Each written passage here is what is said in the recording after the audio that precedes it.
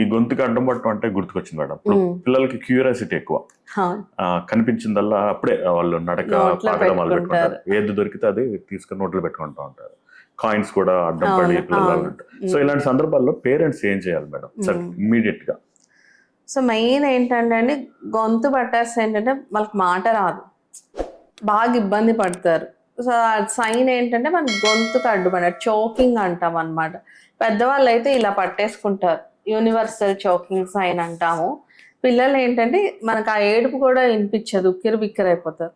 అప్పుడు మనము manoeuvres నేర్పించాలన్నమాట. So ఇలా బోర్లా ఇలా పడుకోబెట్టుకుని బేబీని బ్యాక్, బేబీ అనుకోండి, ఇది ఫేస్ అనుకోండి, ఇది బ్యాక్ అనుకోండి, ఇలా ఇలా ఒళ్ళో పెట్టుకొని మన ఇలా థై మీద ఇలా పెట్టుకొని ఫేస్ని ఇలా ఫింగర్స్ సపోర్ట్ చేసుకోవాలి. చేసుకొని ఇలాగా పుష్ ఇవ్వాలన్నమాట. ఇస్తే ఆ ఫారెన్ బాడీ బయటకు వచ్చే ఛాన్స్ ఉంటుంది. ఎంతవరకు ఇవ్వాలంటే మనకి అది బయటకు వచ్చేదాకా ఇస్తా ఉండాలి. సో దాని గురించి టెక్నిక్ గురించి అంటే సపరేట్ గా డిస్కస్ చేద్దాం. యూజువల్ గా ఈ చోకింగ్ ఉన్నప్పుడు ఎలా అంటే మెజర్స్ తీసుకోవాలి, ఇమ్మీడియట్ గా ఏం చేయాలనేది పేరెంట్స్ కి అవేర్నెస్ ఉంటే మంచిది.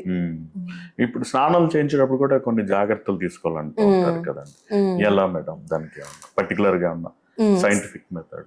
స్నానాలు చేపించేటప్పుడు అంటేనండి మెయిన్ ఫేస్ మీద నీళ్లు పడకుండా ఆ జాగ్రత్త అందరూ తీసుకుంటారు. చెవుల్లోకి ముక్కుల్లోకి నీళ్ళు ఎక్కువ వెళ్ళకుండా చూసుకోవాలి. అది ఇంకా బాగా నలుగు పెట్టేయటము, స్ట్రెన్యూస్ గా బేబీస్ ని అంటే లైక్ ఏమంటారు జెంటిల్ గా హ్యాండిల్ చేయకుండా కొంచెం విగరస్ గా చేయటం వల్ల ఫ్రాక్చర్స్ అవటం కానీ సాఫ్ట్ టిష్యూ ఇంజురీస్ కానీ అవుతాయి. ఇంకా ఏం చేస్తారంటే బ్రెస్ట్ దగ్గర మిల్క్ వస్తాయని పిండుతారు అనమాట. సో వాటి వల్ల ఇన్ఫెక్షన్స్ పెరుగుతాయి అన్నమాట, ఇంకా సిక్ అవుతాయి. అవి బ్రెస్ట్ దగ్గర నుంచి మిల్క్ రావడం అనేది ఆటోమేటిక్ గా తగ్గిపోతుంది. అవును, నార్మల్ అది. సో దానికి మనం ఏం చేయక్కర్లేదు. అలానే ముక్కులో ఆయిల్ వేయటం, చెవుల్లో ఆయిల్ వేయటం, ఆయిల్ వేసి ఊదటం ఇలాంటివి అసలు చేయకూడదు. ఇప్పుడిప్పుడు వీటి గురించి చాలా మందికి అవేర్నెస్ వచ్చింది, చాలా మంది అసలు చేయట్లేదు. అండ్ ఇంకొకటి తేనె నీళ్లు తాగించడం. పుట్టిన పిల్లలకి మదర్ ఫీడ్ వచ్చేలోపు తేనె నీళ్ళు తాగిచ్చేవాళ్ళు అనమాట. సో చాలా హార్మ్ఫుల్ ప్రాక్టీస్ అది. సో దానివల్ల ఏంటంటే తేనెలో ఒక రకమైన బ్యాక్టీరియా స్పోర్స్ ఉంటాయి. సో దానివల్ల బాటిలిజం అనే డిసీజ్ రావచ్చు. సో అది అస్సలు తాగించకూడదు. ఇదివరకటి రోజుల్లో పిల్లలు ఎవరి నోట్లో ఉన్న పాలపేక ఉండేది, అవాయిడ్ చేయమని యూనిసెఫ్ ఇలాంటి వాళ్ళు చాలాసార్లు చెప్పడం జరిగింది. అది తగ్గిందంటారా?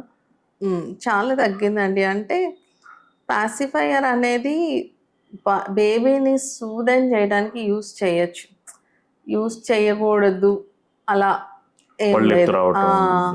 అంటే ప్రొలాంగ్డ్ యూసేజ్ ఉంటే అలాంటివి వస్తాయండి. కొంచెం అర్లీగానే బేబీస్ కొంచెం పెద్ద అవుతుండగానే 1 year దాటింది, 12-14 months దాటింది, ఇంకా అలాంటప్పుడు మనం నిదానంగా ఆపేస్తే అలా ఇబ్బందులు ఏమి ఉండవు.